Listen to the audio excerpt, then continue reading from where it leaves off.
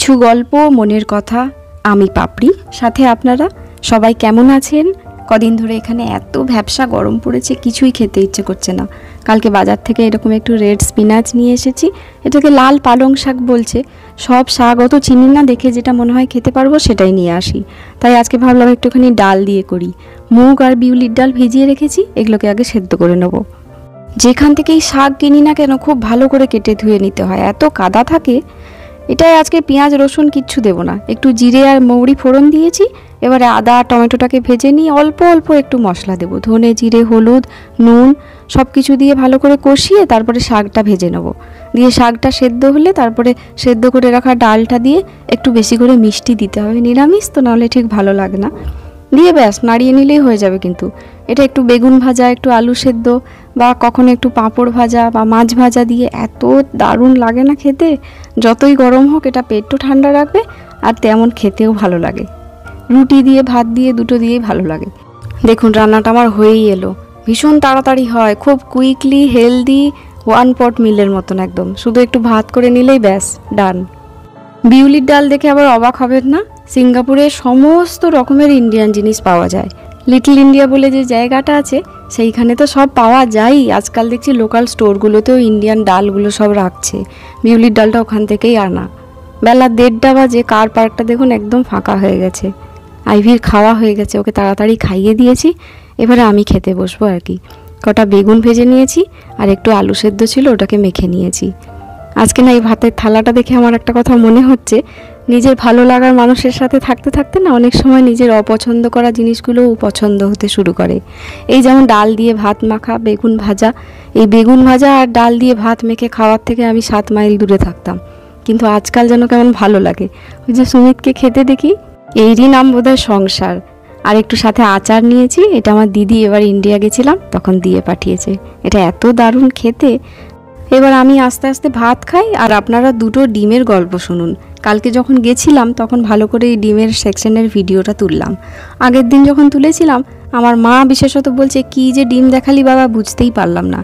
সত্যিই তো তাই, এত তাড়াহুড়োয় ছিলাম, প্লাস ভিড়ও ছিল সেদিন। তো কালকে যখন গেছিলাম দেখছি পুরো ফাঁকা ছিল, সেই জন্য বেশ একটু শান্তি করে ভিডিওটা তুলতে পারলাম। তো যেটা বলছিলাম, একটা হচ্ছে সেঞ্চুরি এগ আর একটা হচ্ছে সল্টেড এগ। দুটোই চাইনিজ ট্র্যাডিশনাল পদ্ধতিতে বানানো হয়। প্রথম এসে আমি এই সিঙ্গাপুরে যখন খেয়েছিলাম তারপরেই এই দুটো কিভাবে বানানো হয় সেটা জানতে খুব ইচ্ছে করেছিল। তো প্রথমে বলি সেঞ্চুরি এগ। এটা শুনতে মনে হচ্ছে 100 বছরের পুরনো এগ তো, কিন্তু না, এটা কয়েক সপ্তাহ থেকে কয়েক মাস পর্যন্ত প্রিজার্ভ করা হয়। আর হাঁসের ডিম, মুরগির ডিম বা কোয়েল পাখির ডিম ব্যবহার করা হয়। চীনে এটাকে বলে পিদান। কালো চা, নুন, মাটি, ছাই আর চুন দিয়ে একটা মিক্সচার তৈরি করে তাতে ডিমগুলো রাখা হয়। তারপরে সেই ডিমগুলোকে আবার আলাদা আলাদা করে চালের খোসা দিয়ে পেঁচিয়ে একটা ঠান্ডা অন্ধকার ঘরে প্রায় ওই মাসখানেকের জন্য রেখে দেওয়া হয়। এতে ডিমের ভেতরে একটা কেমিক্যাল রিয়াকশন হয়, যার ফলে ডিমের যে সাদা অংশটা রয়েছে সেটা হয়ে যায় কালচে বাদামি আর একদম জেলির মতো। আর কুসুমটা হয়ে যায় আবার গাঢ় সবুজ বা ধূসর, মানে সবুজ আর ধূসর মিশিয়ে যে রঙটা হয় সেই রকম রঙের হয়ে যায়। দেখলে মনে হবে প্রথমে ডিমটা পচে গেছে, কিন্তু না, আমিও প্রথমে খুব ভয় পেয়েছিলাম খেতে। তারপরে যখন এই প্রসেসিংটা জানতে পারলাম তখন মনে হলো এটা তো একটা শিল্প বই কি। চাইনিজদের এটা ভীষণ পছন্দ। এই যে দেখুন সেঞ্চুরি এগ, এই যে ধানের খোলার মধ্যে মোড়া রয়েছে না পেঁচানো পেঁচানো, এই যে এগুলো হচ্ছে সেঞ্চুরি এগ। আর সল্টেড এগে সাধারণত হাঁসের ডিমই ব্যবহার করা হয়। খুব ভালো করে ধুয়ে পরিষ্কার করে নিয়ে শুকিয়ে নেওয়া হয়। তারপরে একটা নুন আর জল দিয়ে স্যাচুরেটেড মিক্সচার তৈরি করা হয়। নুনের পরিমাণটা যতটা সম্ভব বেশি দেওয়া হয়, তাহলে প্রিজারভেশনটা ভালো হয়। দিয়ে ডিমগুলোকে ওই জলের মধ্যে 5 থেকে 6 সপ্তাহ ভিজিয়ে রেখে দেওয়া হয়।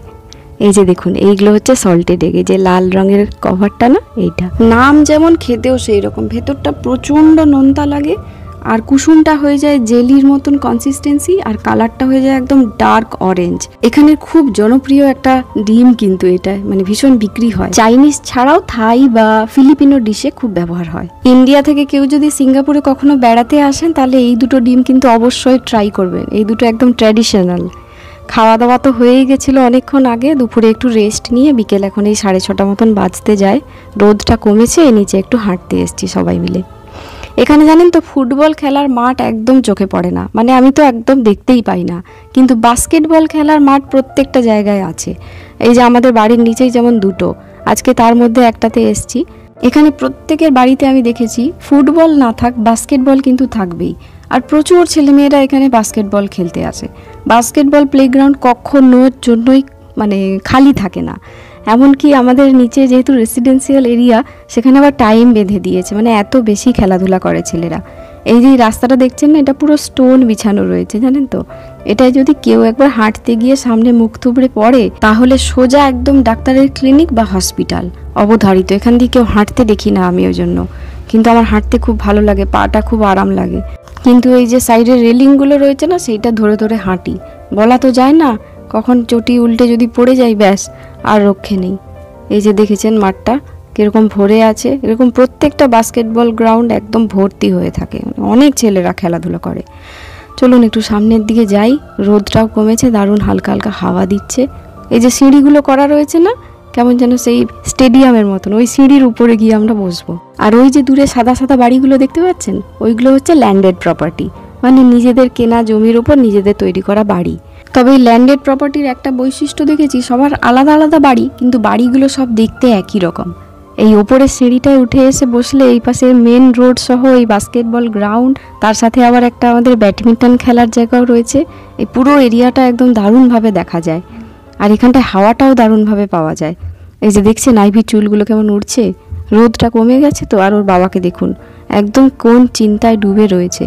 ওই যে দূরে দেখতে পাচ্ছেন গাছটা, ওইটা হচ্ছে সেই সিরিজ গাছটা, যেটা বলেছিলাম না অনেক বছরের পুরনো, ওকে ঘিরে আরও অনেকগুলো গাছ রয়েছে, সেইটা।